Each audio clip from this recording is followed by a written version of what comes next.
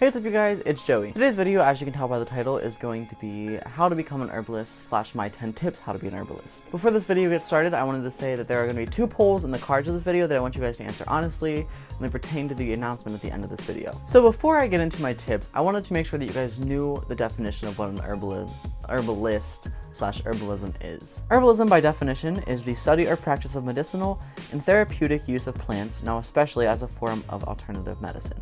Basically, it's using plants and herbs to heal your body instead of chemicals. With that being said, my first tip is to research. You guys, this is kind of a self-explanatory one. I don't even know why I'm including it. You obviously have to research if you want to get into something new, whether that's websites, Facebook, Pinterest, YouTube, or books even. I use Pinterest a lot, and personally Tumblr and Facebook and YouTube as well. Some of my favorite YouTube herbalists are Susan Weed and Rosemary Gladstar. And some of my favorite books for herbalism are The Green Pharmacy by James A. Duke, PhD, or however you would say that. New Choices in Natural Healing, and Rosemary Gladstar's books. Her books are more recipe books, but they're really, really good books at that. Number 2 is to practice. Practice makes perfect. It's an age-old saying for an age-old practice. Wow. That was full circle. Without practicing on somebody or something, you will never learn how it actually works. A while back, like a few weeks ago, my girlfriend was sick and I made her herbs. Didn't really work for her, but that helped knowing that that particular formula didn't work out, because from that experience, from that learning experience, I'm able to build on the formula and make it better. Number 3, probably one of the most controversial ones and the most debated ones. I see a lot of people talking about how they need a mortar and pestle and all these fancy jars and a dehydrator and a big garden and all these big expenses. Whenever I first started out herbalism, I used a spoon and a bowl for a mortar and pestle, Ziploc bags for my herbs, and I hung dry all my herbs. What I'm trying to get out here is that you guys do not need fancy equipment. Mortar and pestles can be upwards of $10. Mason jars in bulk can be upwards of $10. Dehydrators can be upwards of $150 to $200. You don't need to spend all that money to become a good herbalist. Number 4 is to collect your herbs. And you're probably like, what are you talking about, collect your herbs? Whenever I first started herbalism, I thought that if I memorized all of the herbs and I just memorized their uses and their scientific Latin names, that I would be good whenever I finally bought the herbs. It was a big mistake because I forgot all of that by the time I bought my herbs, or well, actually all of my herbs that I have been grown here, but I forgot all that by the time I harvested them. My top tip for you guys, for those of you who want to become an herbalist, is to start with one herb. Maybe pick an herb that's local to you, or maybe pick an herb that you see like often on the way to work or on the way out your door every day. Make sure you pick one of those. Take that herb, find its medicinal uses, and practice with it. There's no need to buy a huge supply of herbs and then not know what they do. Also, this summer, be looking out for an Etsy shop, because I'm going to be selling some of my herbs, because I'm going to have a huge herb garden, and I'm going to make smudges and tinctures and stuff like that. So if you guys do want that, make sure you guys look out for that towards the middle of summer. Number 5 is to grow your own herbs, and this one couldn't be something that I recommend more, because I find that whenever I grow my herbs, they are really good quality over someone else's herbs. This past summer, I had a small container garden because I started seeds really, really late. I had a large basil bush, and I didn't use them because I didn't have any use for them. I didn't want to dry them and then just keep them in my room for me not to use them. So I decided to dry it and give it to my dad. My dad had bought a giant jar of basil for like $10 prior to this. It was sucky. It had stems in it and it was just gross and didn't taste like basil, it just tasted like leaves, like grass. And so whenever I gave him my basil, you could tell it was basil. The basil that I grew was so much more pungent than what it was in the jar that he purchased. Whenever you grow your own herbs, you are more likely to know how they were grown. Actually, you will know how they're grown. You know how they're fertilized, you'll know how they're planted, when they were planted, how mature they are, if the seeds are gross, if they were taken care of properly. Number 6 is to love nature, and obviously, I don't have a problem with that. Loving nature will definitely aid you in your process, because before I was an herbalist, I definitely took nature for granted. I ended up like littering a lot, and I would never care about recycling or anything like that. If I saw a weed, I would be like, oh, it's a weed, spray it with bleach or some harsh chemical. But now as an herbalist, I can identify the weed and say, yeah, it doesn't have any medicinal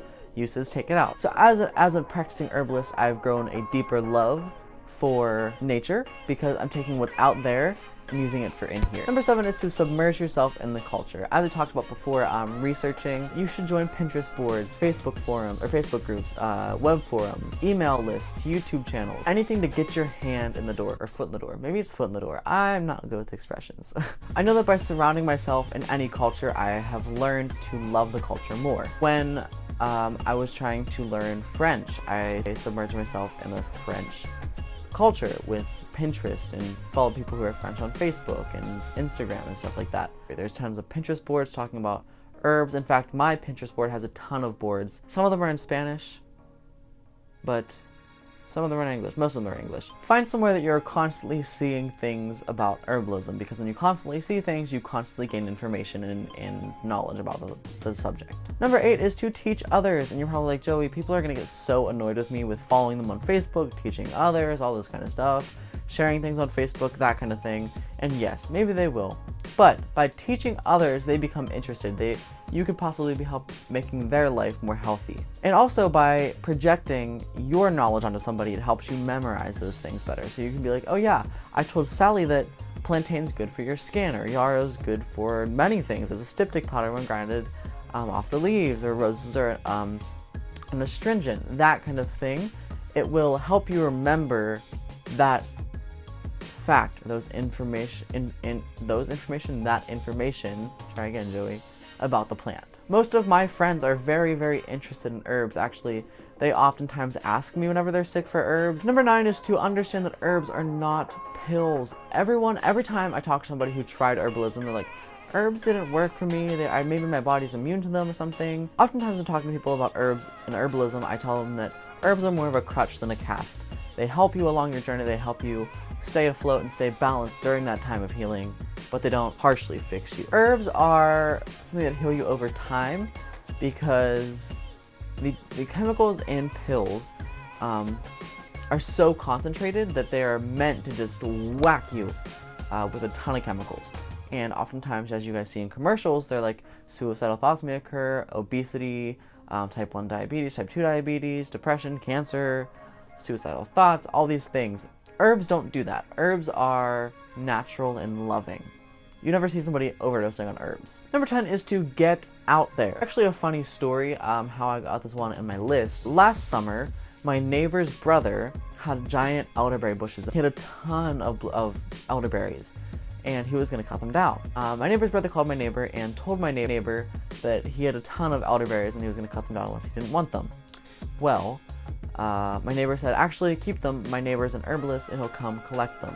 And I did. Whenever I went there, the guy was super nice, I collected them, and now I have a giant stock of elderberries. So by getting out there, people will help you learn and help you in your process. So yeah, those are my 10 tips on how to become an herbalist. I hope you enjoyed it.